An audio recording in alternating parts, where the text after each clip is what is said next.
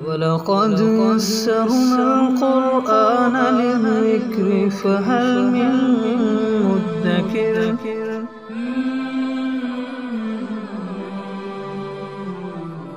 سورہ انفطار۔ اعوذ باللہ من الشیطان الرجیم، بسم اللہ الرحمن الرحیم۔ اذا السماء انفطرت، جب آسمان پھٹ جائے گا۔ وَإِذَا الْكَوَاكِبُ انتَثَرَتْ، اور جب ستارے ٹوٹ کر جھڑ جائیں گے۔ وَإِذَا الْبِحَارُ فُجِّرَتْ، اور جب سمندروں کو ابال دیا جائے گا۔ یہ تینوں کام کب ہوں گے؟ نفخہ اولا کے وقت، جب پہلی مرتبہ سور پھونکا جائے گا، اس وقت یہ کام ہے۔ وَإِذَا الْقُبُورُ بُعْثِرَتْ، اور جب قبروں کو اکھیڑ دیا جائے گا، یہ کب ہوگا؟ یہ نفخہ ثانیہ کے وقت ہوگا، جب دوسری مرتبہ سور پھونکا جائے گا۔ عَلِمَتْ نَفْسٌ مَا قَدَّمَتْ وَأَخَّرَتْ، تو ہر جی جان لے گا جو کچھ اس نے آگے بھیجا اور جو کچھ اس نے پیچھے چھوڑا۔ جب اعمال نامے سامنے آئیں گے تو اسے پتہ چل جائے گا کہ میں نے اعمال خیر کیا کیا کیے تھے جو آگے آ گئے، اور دنیا میں کون کون سے اعمال خیر ایسے تھے جو مجھے کرنے چاہیے تھے لیکن میں نے نہیں کیے، وہ پیچھے رہ گئے۔ اسی طرح اس سے مراد یہ بھی ہے کہ انسان جب بھی کوئی نیک عمل کرتا ہے، شروع کرتا ہے، تو وہ اس کے لیے ذخیرہ آخرت بن گیا، وہ گویا کہ اس نے آگے بھیج دیا اور وہ دنیا سے آ گیا۔ پھر وہ اس کا نیک عمل چلتا رہا، دوسرے لوگ اس اچھے طریقے کی پیروی کرتے رہے، تو یہ اخرت ہو گیا جو اس نے پیچھے چھوڑا۔ اسی طرح اگر برا عمل ہے، اگر اس نے کیا تو وہ قدمت ہو گیا، آگے بھیج دیا، اور اسی کی اتباع دوسرے لوگ کرنے لگ گئے، اس کی دیکھا دیکھی، تو وہ ہو گیا کہ اخرت جو اس نے پیچھے چھوڑا۔ نیک اور بد اعمال دونوں کے اندر یہ چیزیں ہوتی ہیں، جیسے کہ نبی پاک صلی اللہ علیہ وسلم نے ارشاد فرمایا کہ جو بھی آدمی اسلام کے اندر کوئی اچھا طریقہ رائج کرتا ہے، کوئی نیک عمل ایسا شروع کرتا ہے، مثلا کوئی کار خیر ایسا شروع کیا، صدقہ جاریہ کو شروع کیا کہ اس کے دیکھا دیکھی اوروں نے بھی شروع کیا، تو اس کو اپنے عمل کا بھی ثواب اور دوسروں کے کیے ہوئے عمل کا بھی ثواب اس کو ملے گا۔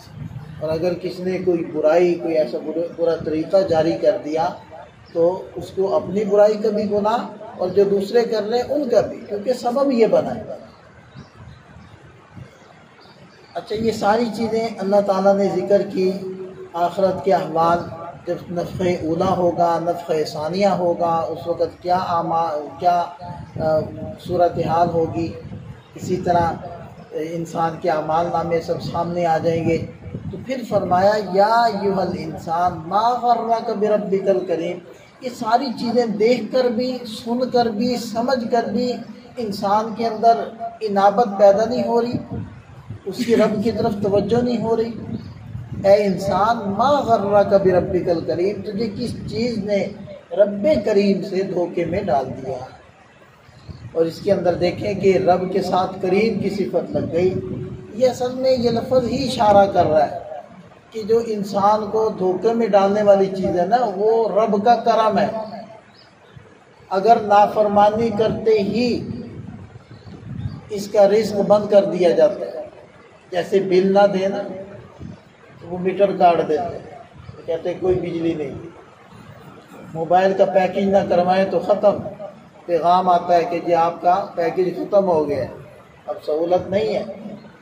تو یوں ہوتا نا کہ جس نے نماز نہیں پڑھی، ناشتہ بند، ان کو ناشتہ نہیں مل رہا، سارے ٹھیک ہو جاتے، لیکن وہ کریم ہے، وہ نہیں روکتا۔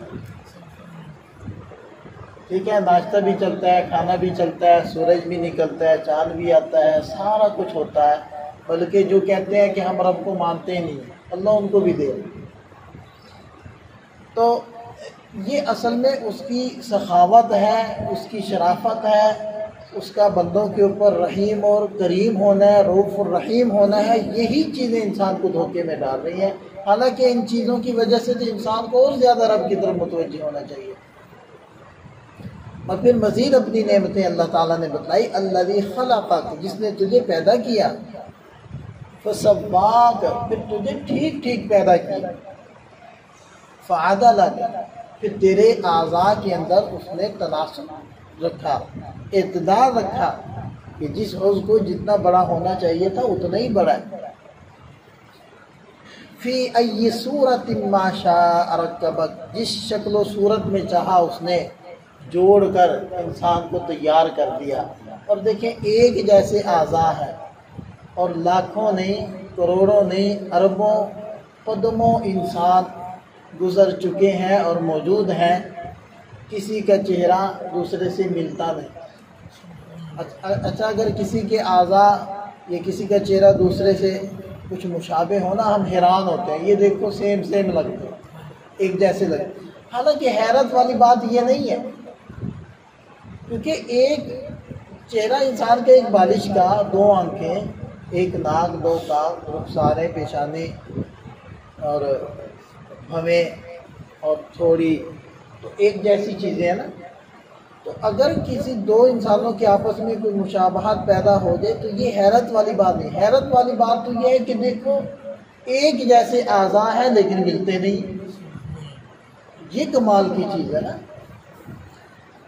کلا بل تکذبون بالدین، اب ان ساری باتوں کا رزلٹ اور نتیجہ تو یہ تھا کہ بندہ کامل مطیع و فرما بردار، لیکن کیا ہے، ایسا نہیں ہے، نافرمان ہے، اکثر نافرمان ہے۔ اس لیے فرمایا کلا، ہرگز ایسا نہیں کرنا چاہیے تھا، بل تکذبون بالدین، بلکہ تم لوگ تو بدلے کے دن کو ہی جھٹلا بیٹھے۔